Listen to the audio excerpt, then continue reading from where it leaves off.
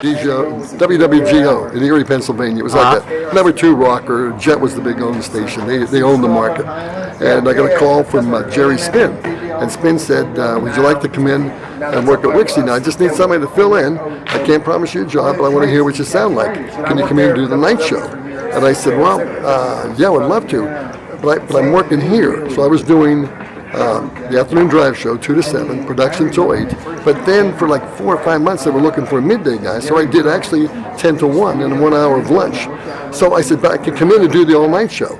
So I came into Wixie and did the all-night show. Bobby Magic was bumped up to do the early night show. So I did that first show, and then that night Ray Otis took over at 6 o'clock in the morning. Right. And Ray was very, very nice, but Bobby Magic had somebody to see, some girl to see or something. So Bobby said, well, here's the log, here's the board. No, that's all you got to do. So I didn't know what I was doing. You know, they had these jingles where you talk over in the middle, right, where you could do something. But I had no idea. So Bobby leaves, and the next night I did it, Ray Otis was still the morning man.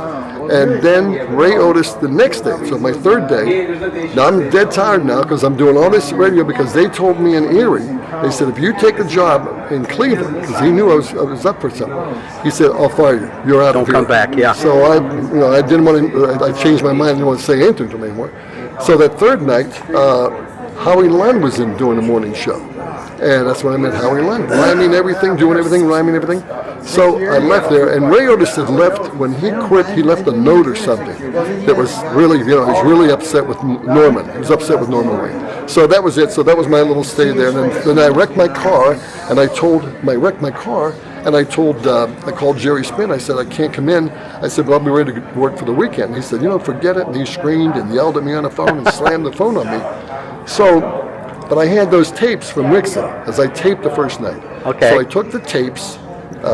Steve Popovich came in. He was working for Mercury Records, local promotion. He came in, and I was doing music at Go Radio in Erie.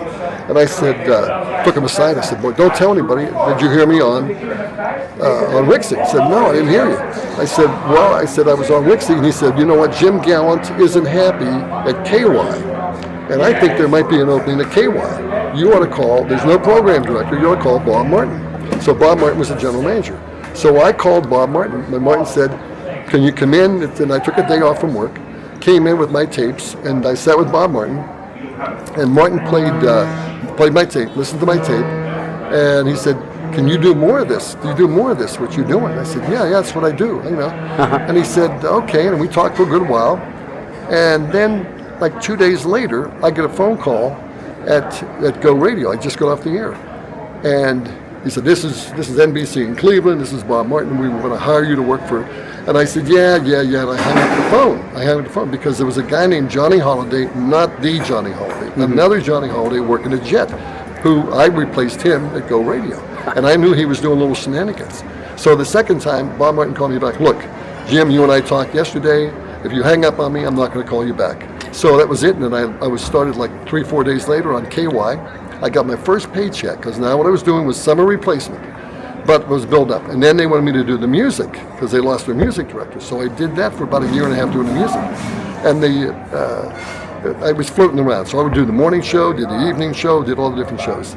And I got the first night on the air, he happened to be with me, Bob Martin. And I said, what a great opportunity for J. Bentley Starr. And he said, J. Bentley Starr, he said, we hired Jim LaBarbara. We didn't hire J. Bentley Starr. You're on NBC. You don't have to be fooling anybody. You're Jimmy LaBarbara. And I was getting ready to go on the air. And I had never been, I was Jimmy Holiday, I was J. Bentley Starr, but I was never Jim LaBarbara. I was always under these, personas, different personas. So that was a terrifying night for me, going to a new radio station. We were engineered, of course. KY was engineered, had a producer and everything. And that was I had to write my name down so I wouldn't forget my name. But that was interesting. Then one more thing, I got my first paycheck. So I got my paycheck, and I went in to see Bob Martin. I said, Mr. Martin, I think you made a mistake. I said, my paycheck, and I said, here's what I got. And I started to say to him, I want to be paid by the week and not by the month. And he said, Jim, I'm so sorry. He said, yeah, we made a big mistake. And he said, you get $100 a week extra for talent fee, whether you do any talent fee or not. That's your talent base on top of your salary.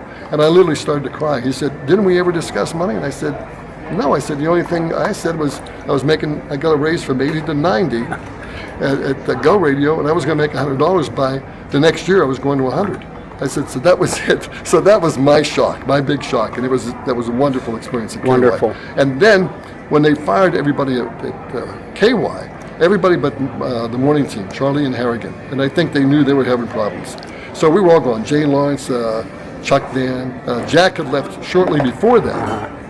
Jack left and went to Boston, and it's kind of crazy because Max Richmond had called me from MEX in Boston, and Max said, "Would you like to come up here and do the early night show in Boston, MEX?" And that's where Charlie Tuna went, because Charlie had passed through town. He had gone up there.